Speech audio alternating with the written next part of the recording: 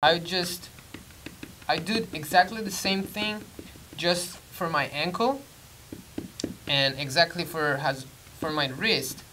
I just try to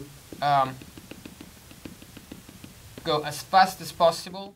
But then we will have to deal with having to play with sticks and pedals. It's not that we play congas or anything like that, so the speed just depends on our body. It also depends on what we have to deal with. Drumsticks and pedals are gonna be something that's part of my body, fundamentally. So I have to really be synchronized and united with them, so that when I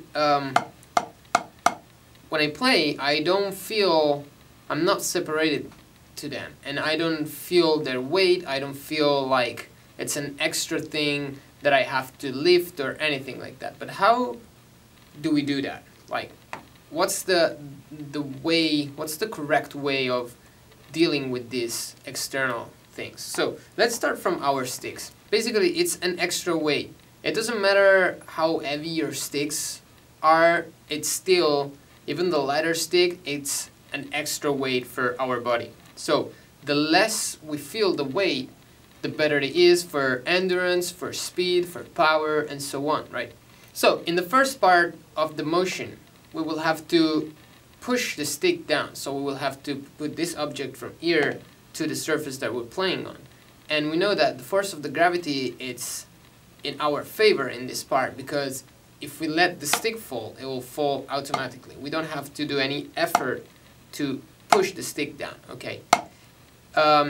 Once the stick hits the surface, the stick wants to immediately come back, okay? If you let a ball bounce on the floor, as the ball hits the floor, bounces back. It doesn't stay there, okay?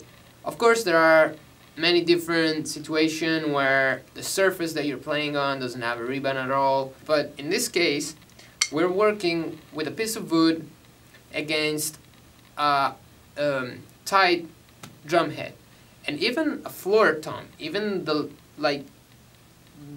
surface that it's least tight, the least, so that has the least rebound, it still has a little bit of rebound, and so we can take advantage also of that very small rebound that the surface is giving us.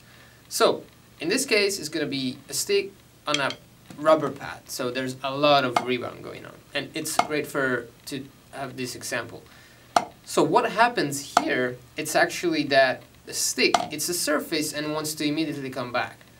So if I stop the rebound and I lift the stick, I will lift the stick, so I will feel the weight of the stick, right? Because it's an extra weight and I will feel it. When we apply this to micro muscles of our fingers, for example, it's gonna cause some extra physical work, and we want to avoid that. If we take advantage of the rebound and we follow the stick back up, we won't feel the weight of the stick ever.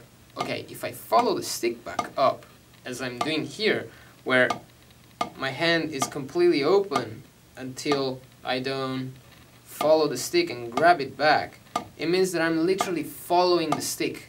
Okay, so in this way, I don't feel the weight of the stick. I never feel the weight of the stick. So the rebound is actually helping me to take advantage of this. And at this point, I understand what speed is. And where should I put my concentration when I have to speed up?